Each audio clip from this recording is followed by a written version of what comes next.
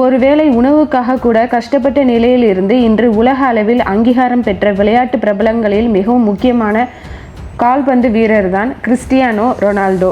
போர்ச்சுகலில் இருந்து 1000 மைல்களை கடந்து north Atlantic பெருங்கடலுக்கு அப்பால் உள்ள சின்னஞ்சிறு தீவு தான் மடீரா. வறுமையின் கோரப்பிடியில் சிக்கி தவித்து வந்த மரியா டொலாரிஸ் டோஸ் மற்றும் ஜோஸ் டெனிஸ் அவிரோ தம்பதியின் குடும்பத்தில் 4வதாக பிறந்த குழந்தைதான் கிறிஸ்டியானோ ரொனால்டோ. வறுமை காரணமாக அவரது தாய் கருவை கலைக்க நினைக்கிறாங்க. பிறகு கடவுள் கொடுத்த பொக்கிஷம் என எண்ணி பிப்ரவரி 5ஆம் தேதி 1985ஆம் ஆண்டு கிறிஸ்டியானோ ரொனால்டோவை பெற்றெடுக்கிறாங்க. ரொனால்டோ பிறந்தபோது அதிபராக இருந்த ரொனால்ட் ரீகன் அவர் மீது கொண்ட தீவிர பற்றால் தனது மகனுக்கு ரொனால்டோ என்ற பெயரை வைக்கிறாரு டெனிஸ். ரொனால்டோவுக்கு யூகோ என்ற ஒரு சகோதரரும் காடியா மற்றும் எல்மா என்ற 2 சகோதரிகளும் இருக்கிறாங்க. முதலில் தோட்ட வேலையில் ஈடுபட்ட டெனிஸ் பின்னர் சான் அன்டோனியாவில் இருந்து ஆண்டோரியன் ஹால் ஃபுட்பால் கிளப்ல வேலைக்கு சேர்கிறாரு. ஆட்டத்தின் போது எல்லைக்கோட்டை தாண்டி செல்லும் பந்துகளை எடுத்து கொடுப்பது, கால்பந்து உபகரணங்களை தயாராக வைத்து இருப்பது தான் இவரோட பிரதானமான வேலையா இருக்குது. தந்தை டென்னிஸுடன் கால்பந்து போட்டியை வேடிக்கை பார்ப்பதற்காக புறப்பட தொடங்குறாரு ரொனால்டோ. மைதானத்தில் விளையாடும் வீரர்களின் ஆட்டத்தை பார்த்து அதே மாதிரி கால்பந்தை தனியாக விளையாட ஆரம்பிக்கிறாரு ரொனால்டோ. அதை பார்த்த தந்தை டென்னிஸ் ரொனால்டோவிற்கு கால்பந்து கனவை விதைக்க ஆரம்பிக்கிறாரு. கால்பந்து மீதான ஆர்வம் அதிகரிக்க ஆரம்பித்ததும் காலி பிளாஸ்டிக் பாட்டில்கள், அதன் மூடிகள் மற்றும் கிடைக்கும் பொருட்களை எல்லாத்தையுமே கால்பந்தாக மாற்றி விளையாட தொடங்குறாரு ரொனால்டோ. தனக்கு 7வது வயதிலே தந்தை பணியாற்றிய கிளப்பின் சிறுவர்களுக்கான அணியில் ரொனால்டோவுக்கு வாய்ப்பு கிடைக்குது. அந்த சிறு வயதிலேயே தனது திறமையை வெளிப்படுத்துறாரு ரொனால்டோ. ரொனால்டோ விளையாடிய கிளப்பில் சீனியர் வீரர்களின் லாக்கர்களை சுத்தம் செய்யும் பணியையும் டெனிஸ் செய்து வருகிறாரு. அதை வைத்து ரொனால்டோவுடன் கிளப்பில் இருந்தவர்கள் இதை பார்த்து கிண்டல் அடிக்கிறாங்க. அது வறுமையில் இருந்து வெளியே வர வேண்டும் என்ற எண்ணத்தை இன்னும் அதிகமாக்குது ரொனால்டோவுக்கு. இப்படிதான் ரொனால்டோவின் கால்பந்து பயணம் தொடங்குது. கால்பந்து மீது இருந்த அதிக பிரியத்தால் செல்லும் இடங்களுக்கெல்லாம் பந்தை தூக்கிட்டே செல்றாரு ரொனால்டோ. கிடைக்கும் நேரத்தில் எல்லாம் பயிற்சி செய்து கொண்டுகிட்டே இருக்கிறாரு.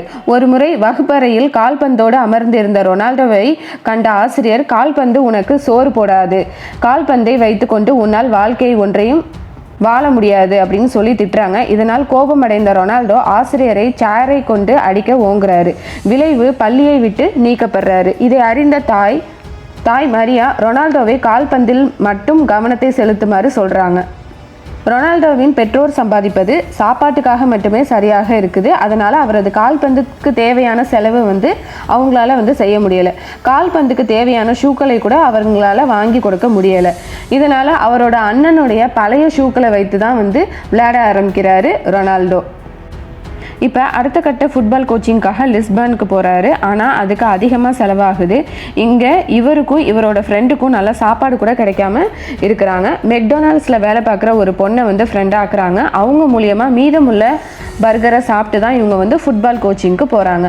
மட்ரிட்டில் உள்ள மக்களுக்கு அந்த அளவுக்கு ஆங்கிலம் பேச வராது. அதனால் இவரும் ஆங்கிலம் பேச முடியாமல் இருக்கிறாரு. இதனால அங்கே உள்ள லிஸ்பனில் உள்ள மக்களுக்கு இவர் பேசுகிறது புரியாமல் இருக்கிறாங்க.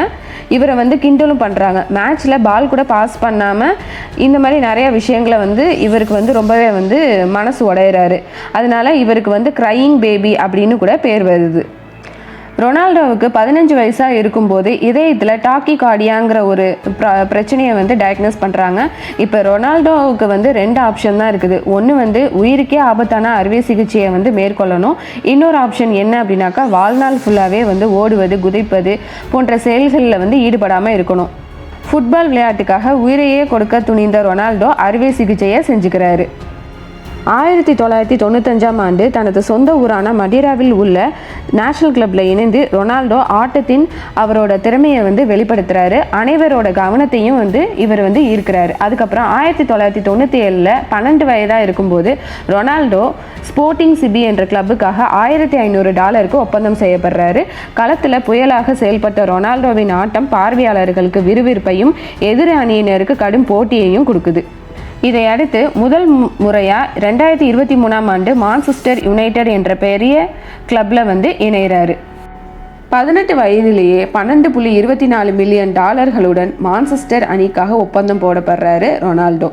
FA Cup, Champions League, FIFA என 3 உலக புகழ்பெற்ற கோப்பைகளை தொடர்ச்சியாக வெல்றாரு ரொனால்டோ. ரொனால்டோ அவர்கள் ஊக்கத்தை பற்றி பேசும்போது பெரும்பாலான நேரங்களில் அவர் தன்னைத்தானே மோட்டிவேட் பண்ணிக்கிடுவாராம். இதனால் கால்பந்து விளையாட்டின் மிகவும் உயரிய விருந்தான பலூன் CLR விருதை அவரோட 23வது வயசில் இவர் வாங்குறாரு. 2009ஆம் ஆண்டு ரியல் மட்ரிட் அணிக்காக $94 மில்லியன் அதாவது 834 கோடிக்கு ஒப்பந்தம் செய்யப்படுறாரு ரொனால்டோ. இதன் மூலமாக உலகிலேயே அதிக தொகைக்கு ஒப்பந்தம் செய்யப்பட்ட வீரர் என்ற பெருமையை பெறாரு ரொனால்டோ. ரியல் மட்ரிட் வீரராக அவரை அறிமுகப்படுத்தப்படும் நிகழ்ச்சியை காண மட்டும் சாண்டியாகோ பெர்னாபேவ் மைதானத்தில் 80,000க்கும் மேற்பட்ட பார்வையாளர்கள் குவிந்தது இன்று வரை உலக சாதனையாக உள்ளது. ஆகஸ்ட் 2009ஆம் ஆண்டு டிபோர்டிவோ டி லா கொரோனாவுக்கு எதிராக லா லீக் ஆட்டத்தில் ரொனால்டோவின் வெறித்தனமான ஆட்டம் மட்ரிட் அணிக்கு வெற்றியை பெற்றுத்தருது. 23 அக்டோபர் 2010ஆம் ஆண்டு ரேசிங் டி சாண்டண்டருக்கு எதிராக 6-1 வெற்றியின் போது ரொனால்டோ தனது வாழ்க்கையில் முதல் முறையாக ஒரு போட்டியில் 4 கோலை அடிக்கிறாரு. 2010 மற்றும் 2011 சீசன் முடிவில் லா லீக் 40 கோல்களை அடித்த முதல் வீரர் என்ற பெருமையை பெறுறாரு ரொனால்டோ. மட்ரிட் அணியுடன் லா லீக் தொடர், கோபா தொடர் என அடுத்தடுத்து 15 கோப்பைகளை வென்று ஒட்டுமொத்த கால்பந்து உலகின் கவனத்தை தன் பக்கம் இருக்கிறாரு ரொனால்டோ. மேலும் 2013, 2014, 2016, 2017 என தொடர்ச்சியாக பலூன் d'Or விருதுகளை தட்டி செல்றாரு ரொனால்டோ. 2018ஆம் ஆண்டு ஜிரோனாவுக்கு எதிரான ஆட்டத்தில் ரொனால்டோ தனது 50வது கேரியர் ஹேட்ரிக்கை எடுக்கிறாரு. ஜூலை 2018ஆம் ஆண்டு ஜுவாண்டாஸ் அணிக்காக $100 மில்லியன் அதாவது சுமார் 850 கோடிக்கு ஒப்பந்தம் செய்யப்படுறாரு ரொனால்டோ. இந்த அணியில் கிட்டத்தட்ட 2 ஆண்டுகள் விளையாடிய ரொனால்டோ 2021 ஆகஸ்ட் 31ஆம் தேதி அன்று ரொனால்டோ மான்செஸ்டர் அணிக்கு திரும்புகிறாரு. ரொனால்டோ $23.6 மில்லியன் ஜுவாண்டாஸால் ஆகஸ்ட் 2021 மான்செஸ்டர் யுனைடெட் அணிக்காக ஒப்பந்தம் செய்யப்படுறாரு. 2022ஆம் ஆண்டின் கணக்கின்படி ரொனால்டோவோட நிகர மதிப்பு $115 மில்லியன் இருக்குது. ரொனால்டோ ஒவ்வொரு கால்பந்து போட்டிகளிலும் விளையாட $60 மில்லியன் வாங்குறாரு.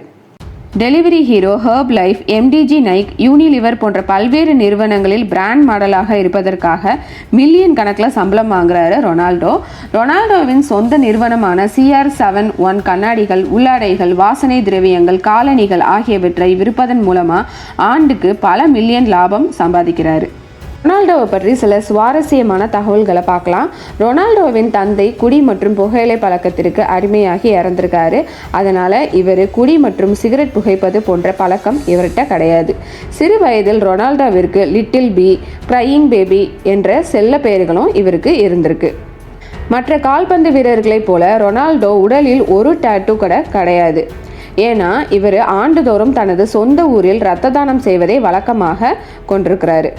சேவ் தி சில்ட்ரன், யூனிசெஃப் மற்றும் வேர்ல்டு விஷன் போன்ற 3 நிறுவனங்களின் தூதராக ரொனால்டோ இருக்கிறாரு.